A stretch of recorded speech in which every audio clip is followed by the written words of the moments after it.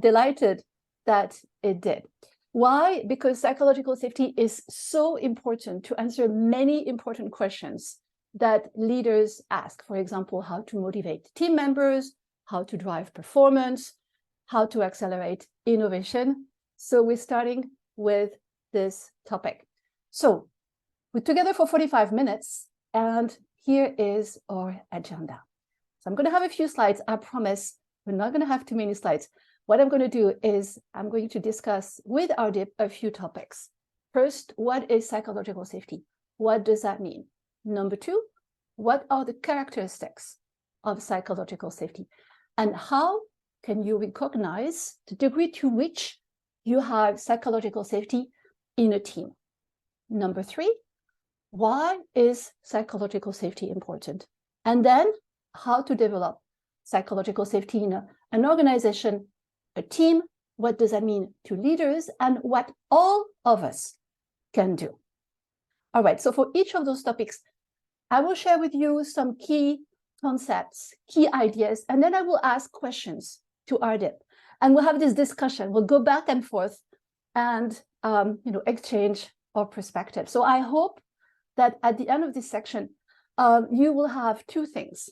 The first is to have a clear understanding of what psychological safety is and how important it is for team members and organizations. And number two, live with a few tips on how you can promote it in your team. So before I start with a few concepts, we'd like to hear from you, and we'll launch a poll. And the poll is asking you to answer a question. Crystal, can you launch the poll? Yes. The poll is, have you ever prevented yourself from speaking up, even though you thought that what you had to say could be helpful for the team, the organization, or for yourself? And why did you refrain from speaking? Was it a fear of making a mistake, of failing, being seen in a negative light, being judged, ridiculed, admitting your lack of knowledge or experience, going against the dominant corporate perspective, negative consequences, or damaging work relationships? And it's a multiple choice, so you can choose. You can pick more than one. All right. The answers are coming in. I'll give you a few more seconds. Yes.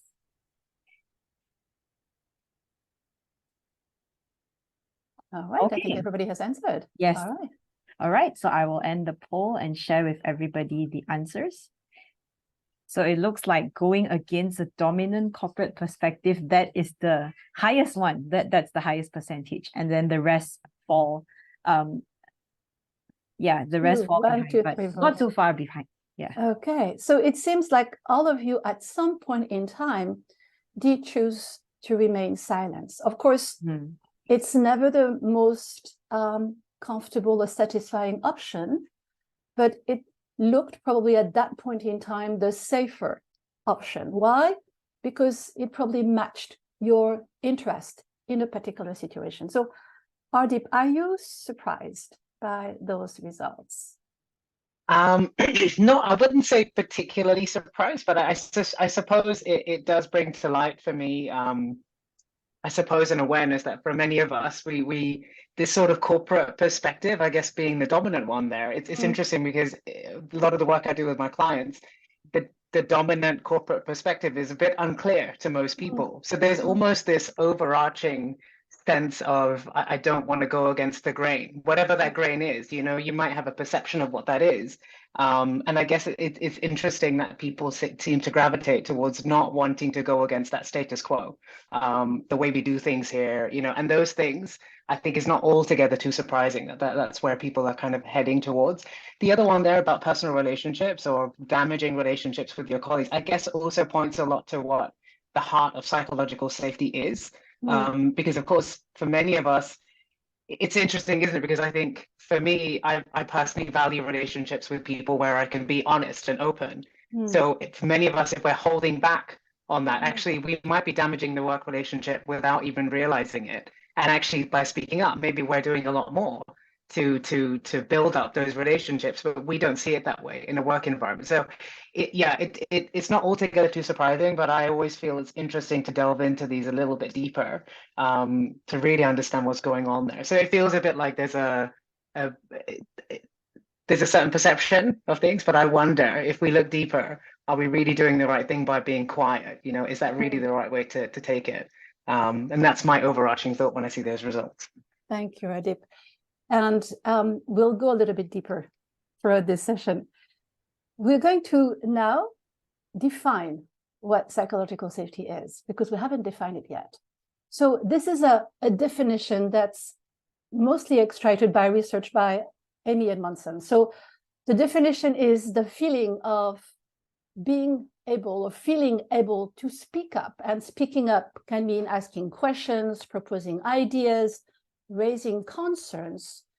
It's also feeling able to make mistakes and admitting those mistakes and reporting errors without experiencing the fear of receiving any form of negative reactions or consequences, right?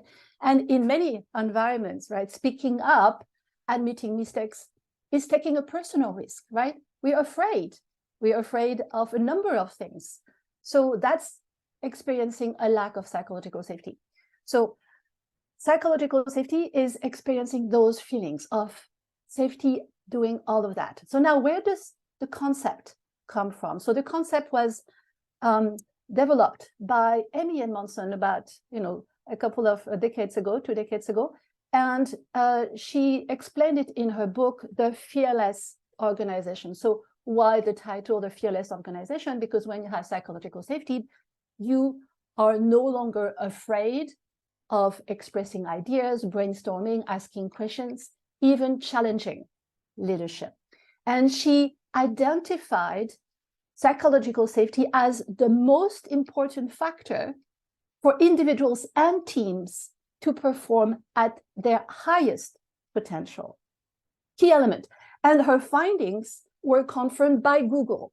So Google conducted a multi-year research. They surveyed 180 teams across the world, and they came up with the same conclusion.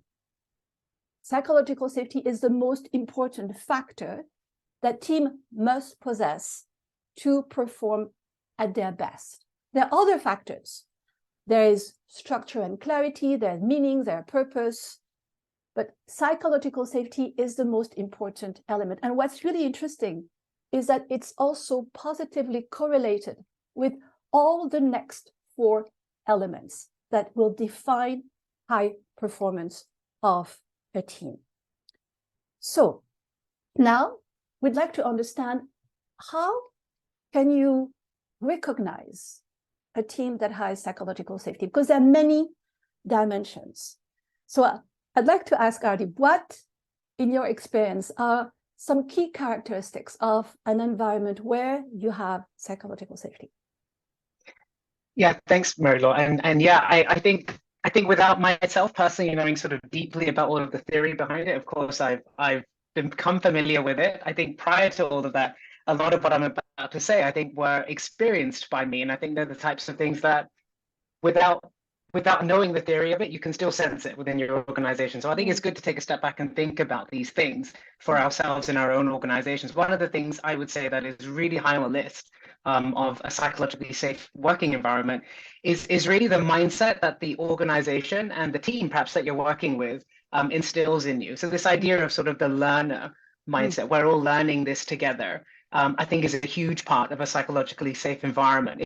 If there's a constant sort of, in a team, if there is an environment whereby if something is shared amongst the team, an experience that someone's having or a challenge they're facing, if it's sort of looked at upon as a collective learning experience, like what can we learn from whatever XYZ person is experiencing in the team, what can we do with that? That's the sort of an environment there where you would feel then openly sharing about some of your challenges, the things that you're struggling with, because you feel that, hey, we're going to collectively work on this together.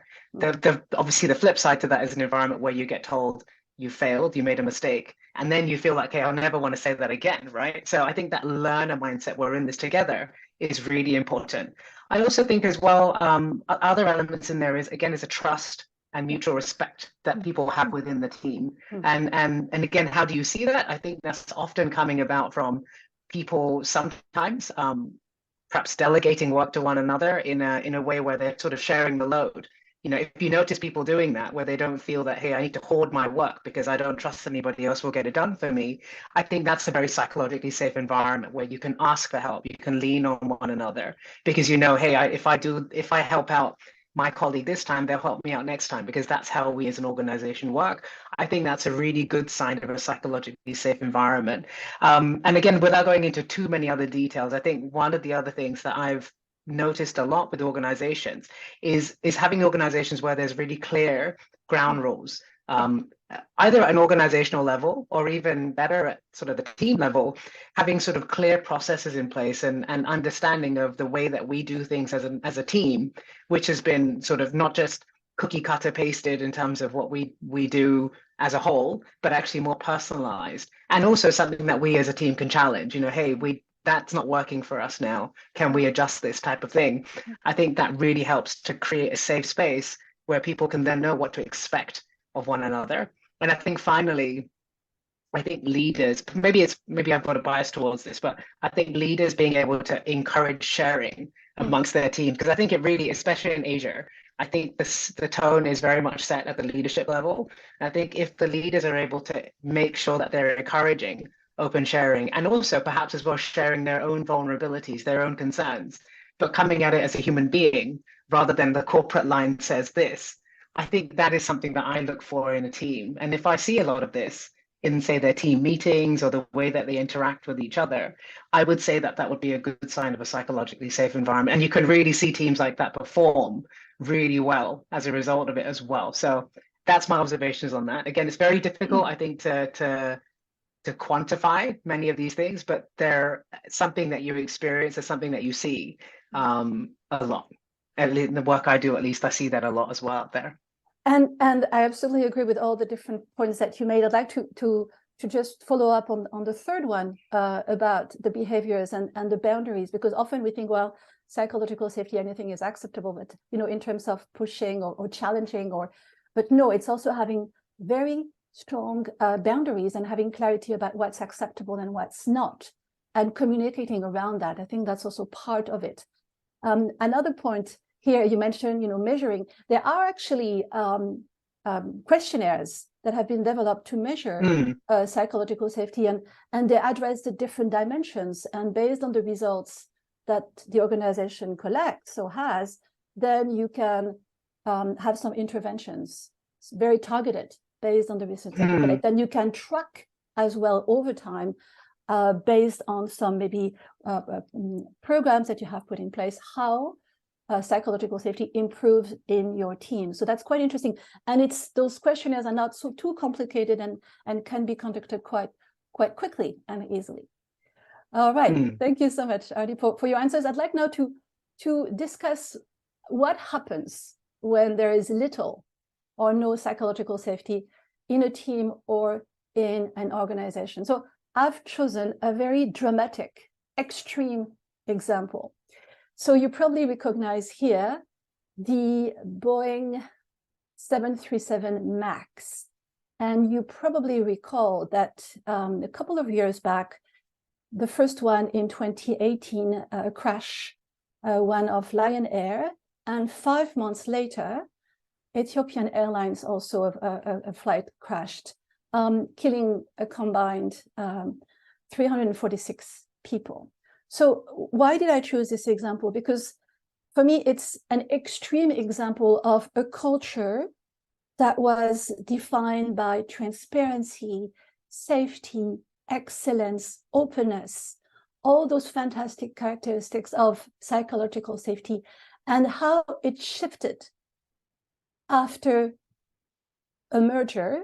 Boeing merged in 1997 with McDonnell Douglas, and quickly the culture changed and was defined afterwards by a lack of trust, difficulty in expressing concerns, people didn't raise issues anymore, and all those elements led to the company hiding that they had put a new maneuvering system in the new aircraft. So they did not inform pilots. They didn't train pilots on them. And this lack of transparency and openness basically explained why 2 aircraft crashed, right? So I know that's an example that's very extreme, and yet I think that's also important to realize that cultures can change and can change relatively quickly. So that's very much an extreme. And if you want to know more, there's a fantastic documentary called Downfall, and I think Crystal had put some references in the chat if you'd like to watch it. It's very informative and very insightful. So there is, I would say, fertile grounds, or there are elements that will promote a lack of psychological safety. So Ardip, what do you think are those elements that will move a team away from it? Yeah, I think perhaps one of the things that you sort of touched on in this story, which of course is of course a dramatic one, but I guess if you downsize the impact of that, you see these types of things happen a lot. I think that the thing that comes to mind for me is really that lack of team connection. You know, having this sort of environment whereby, and again, I also reflect on the COVID experience, because COVID in some ways, and the fact that we've worked remotely, can lead a little bit to that as well. If all you see is your colleagues behind the screen, it's sometimes difficult a little bit then to kind of get to know that person behind the screen, and also without, and again, I hate to say it, but you know, to then care about that person and want to be concerned about their well-being and making sure that they're not overloaded with their work. And yeah, we've all got our struggles, our challenges. Sometimes if we don't know each other that well, that lack of team connection, we start feeling a little bit like, well, I don't feel the benefit of engaging you and connecting with you more. And that can sometimes lead to this environment there where we're kind of working very individually. And therefore, I just do my thing, you do your thing. We don't really need to engage with one another. That's not a very psychologically safe environment if you ever need to ask for help. So I think that is pretty fertile for there to being a bit of a lack of psychological safety, unless you're performing certain things to intervene and improve on that. And we have the silos, so right? Like people just were Yeah. completely in silos. I mean, extreme examples was Theranos, right? Where people were just completely put in different sections and didn't know what the other teams were doing. Again, dramatic consequences, but an extreme example as well. Yeah. Absolutely, yeah, you're absolutely right, and I think as you sort of said, the dramatic examples are there, but the micro ones are all over the place as well. You might be working in a company where the processes are really siloed one to the other, and you might not have the extreme outcomes, you know, but you'll probably find that there are some efficiencies that are being lost along the way because of it. So I think that's perhaps one that comes to mind for me. I think one that's also notoriously challenging in all parts of the world is this sort of unclear targets or goals. You know, what are we measured on? For many people, they might have a very different answer from their colleague, right? Because for some person, they might say, I'm measured on how often I'm in the office, right? You know, how much my boss likes me. Whereas another person might say, actually, I'm measured on my results, you know, what I'm delivering. So if there's a bit of a lack of clarity there, you can sometimes find that there's that element there that you don't know what it is that you're really being asked to do and perform well, and therefore as a result of that, it becomes difficult then to know what to focus on, you know. And then you become in this whole thing where you're not knowing what that end goal that the team's working towards are, becomes again that very individual viewpoint as well. And again, it becomes this environment where it doesn't become safe for you to be able to share your concerns, the challenges that you have with one another. I think as well, and again, maybe this isn't, it's not a purely Asia thing, but I think we see it a lot in Asia. It's a very competitive work environment. It always feels like you're trying to get that little bit further ahead. So it can sometimes lead to this hoarding of either tasks or information, because you feel a little bit like if you're pegged against your colleague, and I hate to say this, but you know, you don't really want to help them because you think if I help them, I'm not helping myself, you know, and it's valid can very much in some industries like consulting, right? Because not everybody is going to be promoted, so you're actually competing with your colleagues. That's the reality, right? Absolutely. Yeah, and consulting is probably, and you make a good point. I worked in consulting too. I think it's one of the industries where knowledge sharing is the most crucial, because you're working on project after project and you've got massive learnings that you could share. But if you feel like, hey, I cracked it, but I don't want to tell my colleague, because I can do well on my next project and they can drop a little bit and I'll get promoted. It again, that sort of thing can create these silos, these little pockets of information, and again, that doesn't create that psychologically safe environment for you to share more.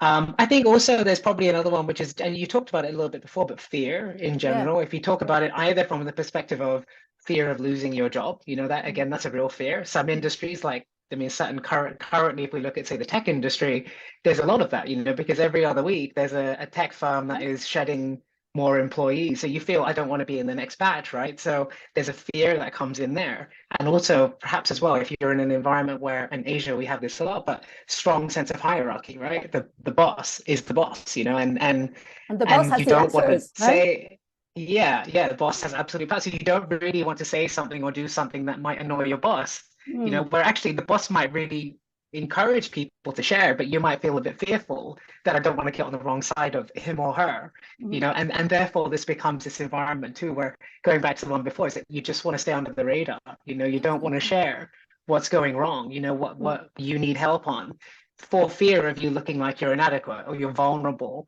you know. So I think all of these things, and of course there's many more, I'm sure I could go on, but these are the ones that really come to mind when I think of psychological safe environments that are lacking there. Yeah. So let's move the other side now. Let's look at the benefits, right? And there are many. We've already touched upon a few of them. They're a long list.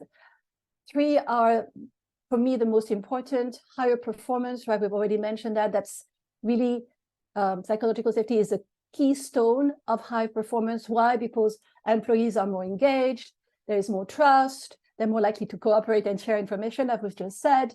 There's also more creativity and innovation, right? We know that for innovation to happen, we need to experiment, we need to fail, we need to learn from failures, and all of this requires psychological safety. And the third one is error reduction.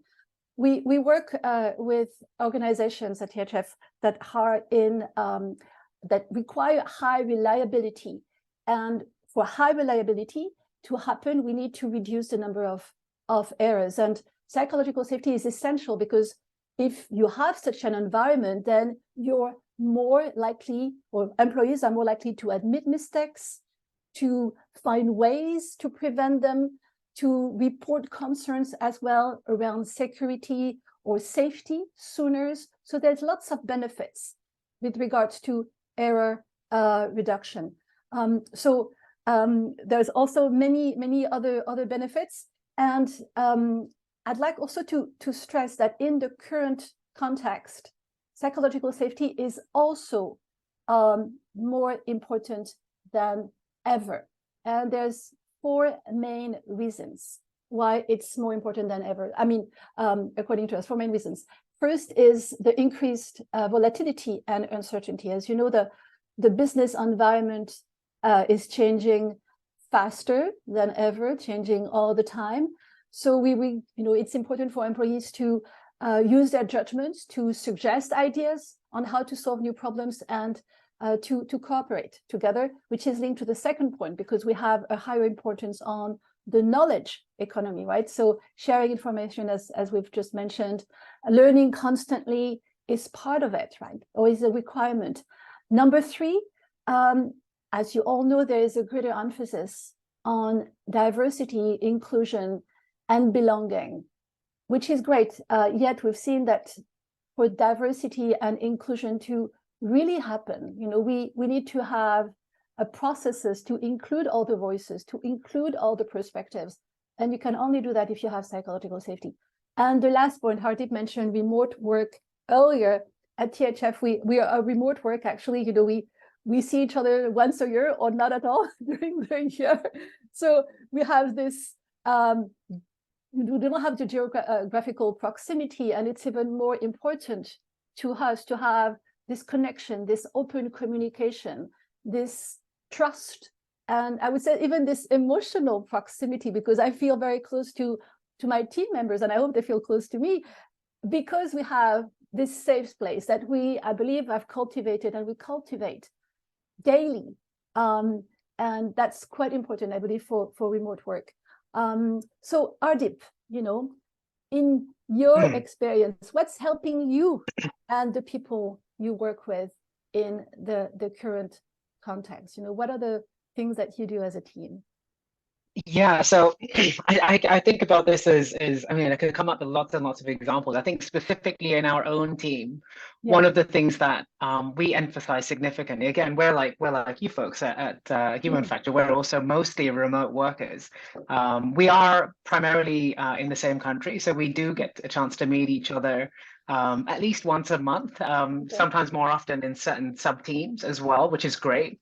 I think the physical presence and making the time for it is really important for us. You know, I think that's very, very important. But I guess going back a step on all of that, because we are a regional organization at Veltone. So part of that means that we do have some people in the team, we don't see each other so frequently, but we do work closely with each other. So one of the things that we've done as a step to maintain that psychological safety and very importantly to maintain team connection is we have what we call our ground of health conversations every week in our team meeting. I think I mentioned about it. this I found that's amazing. before. Yeah.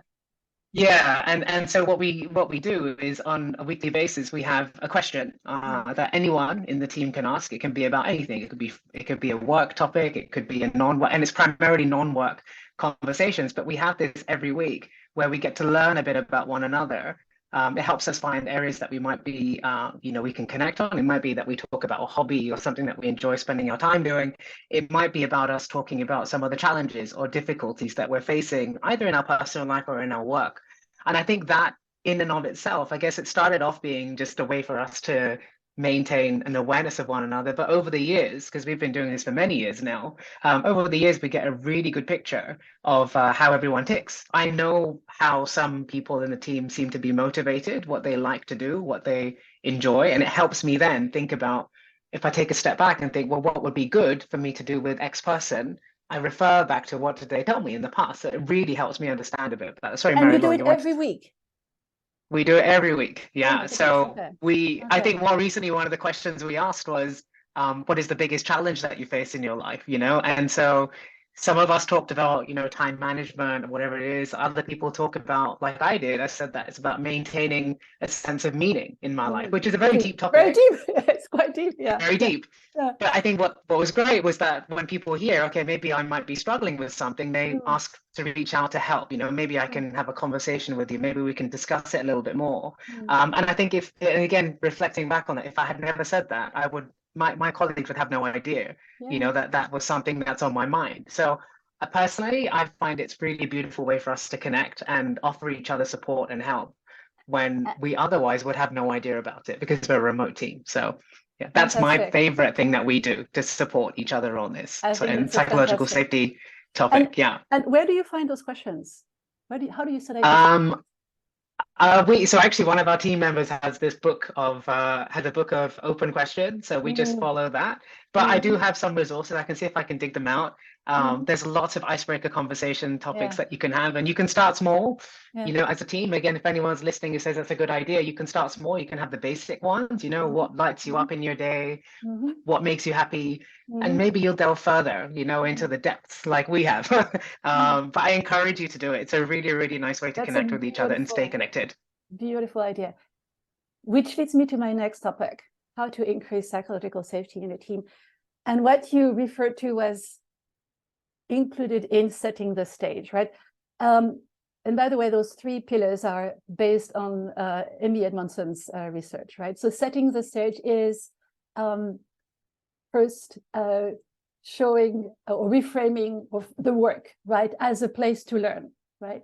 And reframing failure as well. So we go to work to learn, to experiment, to grow, and also to stress how important it is for everyone to speak up. And that's why you set the stage. When you conduct this kind of conversation, it's wonderful to set the stage. And number 2 is to invite participation. Again, what you do with this kind of conversation, because one of the 2 components here is first to acknowledge your own limitation. As a team lead, this is something you can do to increase psychological safety in your team. So acknowledge the fact that you don't have all the answers, you don't have all the ideas, that you make mistakes and you learn from your mistakes. and also asking for help, what Ardip did as well, or what team members can do.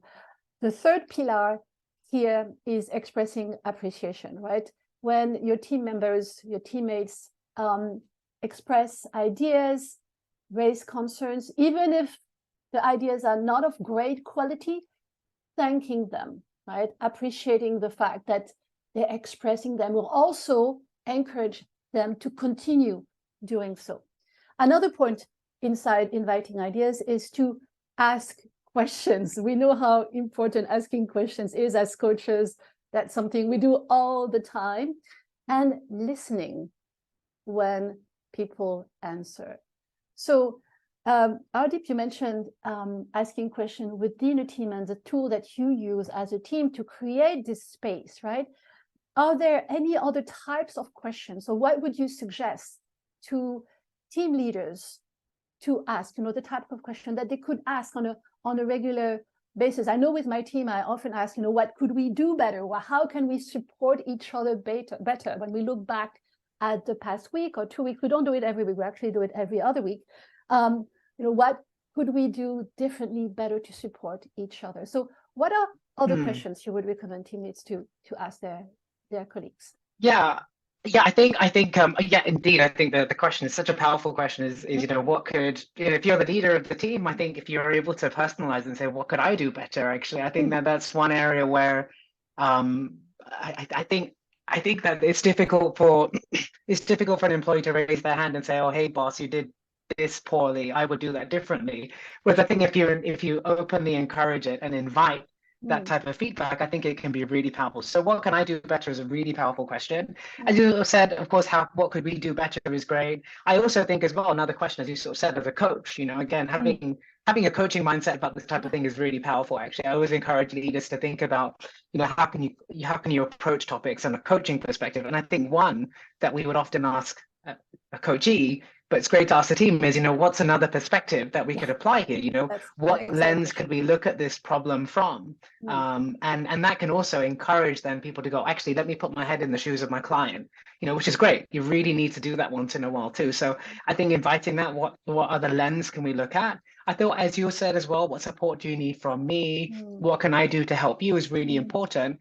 I also think as well, and I think I see with leaders, and I think some of the best leaders I've ever seen ask this question is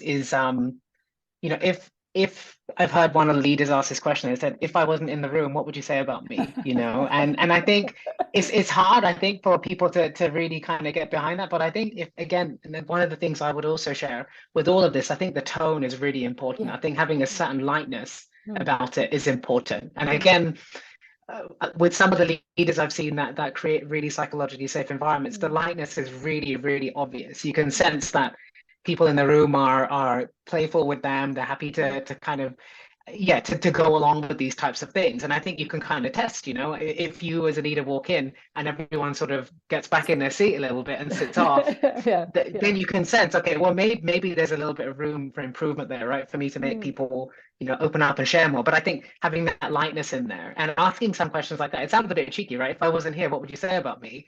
You might find, if you ask people on the right day, when their mood is right, they might tell you something that you find really, really helpful, right? Because I think the feedback that they give to you is super powerful. And I think feedback as a cultural element of an organization, I think is very helpful. And if people are willing to share upwards, they'll be willing to share across, they'll be willing to share down, and it creates that environment there where you're encouraging it as a leader. So for me, that's a question I love hearing people ask that to their team. That's fantastic. And you were saying, sharing upwards, of giving feedback upwards. Sometimes your team members might feel a bit hesitant.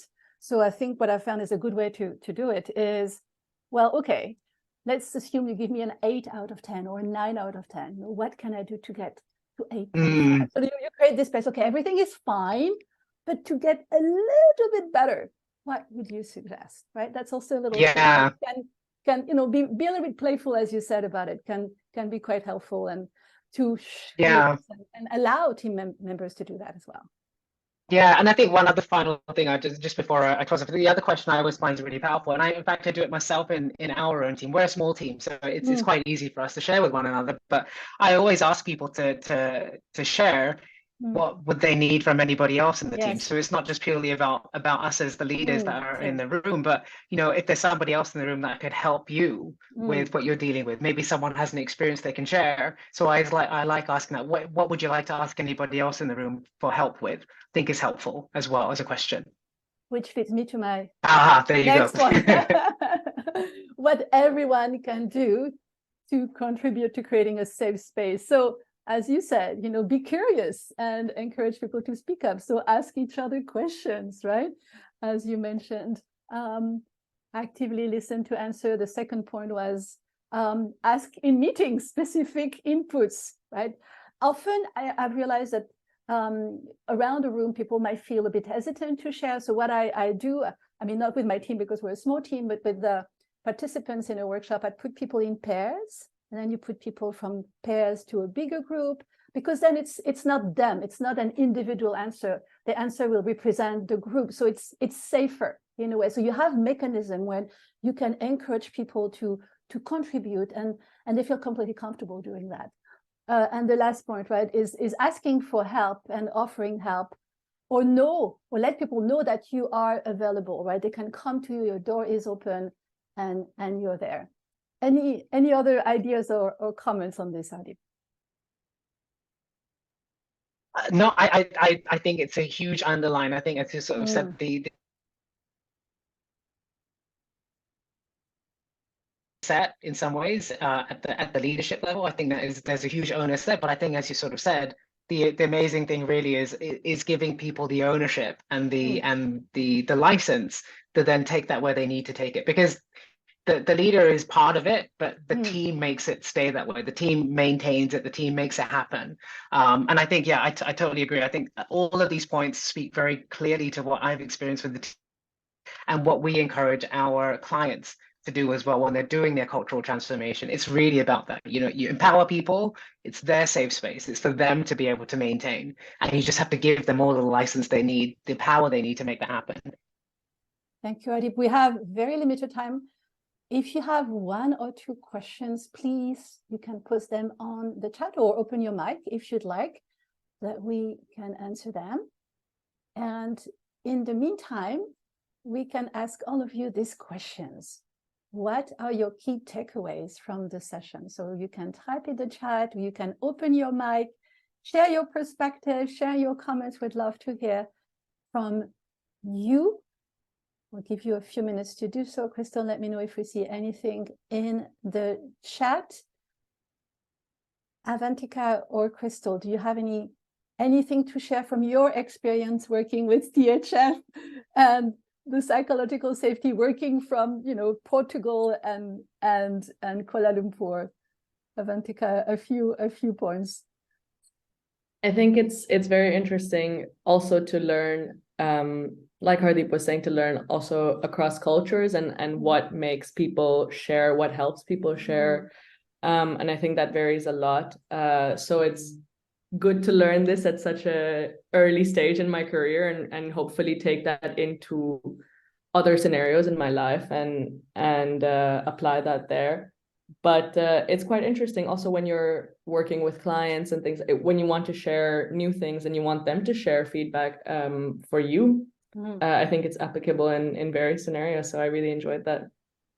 Absolutely. And it's essential for us and for what we do when we work with participants, right? If we don't create this space, if we don't have this, and very quickly, because otherwise, we run out of time. So very quickly in a workshop, we need to create this safe space, and we do it with a few techniques, but we do it consciously. That's something we're very mindful about.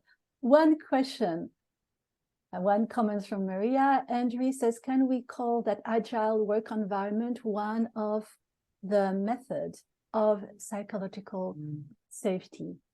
What do you think? Agile work environment. What do you think, Adip? I think agile work is or the process of agile work. Again, I'm not an expert in agile, but from what I understand of it, I think there's huge elements of it that build psychological safety amongst teams. Of course, I think the execution of that, because I think you can have the process in place, but of course the execution is really important. But I think the fact that there's a lot of, again, from my understanding, there's a lot of onus on sharing feedback. There's a lot of onus of many, a lot more frequent and periodic And learning as well. Yeah, I think you wanted to say learning. reviews as you're going. I think all of those things are great. Actually, I don't know if I would say it's what I would call a pure psychological safety thing, because I think behaving in a way that doesn't encourage that, you know, and shutting people down, etc. That can also happen too. But I'd say it's a great way to work towards psychological safety, I'd say, from my experience. Thank you very much, Adib, and thank you for all of you who wrote some comments in the chat. Right, the time is up. We've reached the end of our session today. So I hope that you're convinced that psychological safety should be present in every work environment. That's the right thing to do for your team members, your organizations, and also the good thing for yourself, right? And we can all play a role in promoting, nurturing, maintaining psychological safety in our team, regardless of our role. So I'd like to conclude by, of course, thanking our guest, Ardip, for engaging so insightfully. We can clap so insightfully in the conversation today. I have frequent conversations with Ardip, and it's always a pleasure. Ardip, thank you very much. And you're welcome to come back anytime. Of course. Of course. Thanks for having me. Thank you, Ardip. And of course, I'd like to thank Avantika and Crystal for helping preparing this session today. We will launch, I will organize other seminars this year. The next one is scheduled, Avantika, correct me if I'm wrong, for the end of August. So we'll keep you posted if you want to keep updated on our news and you don't receive our newsletter yet. Please let us know and we'll be delighted to include you in the mailing list. In the meantime, have a wonderful day, evening, afternoon ahead. You're in different locations around the world. It's been a pleasure. Thank you to all of you. I'll stop sharing my screen and I look forward to seeing you next time. Thank you very much. Thank you. Wonderful Thanks, everyone. day, everybody. Thank you.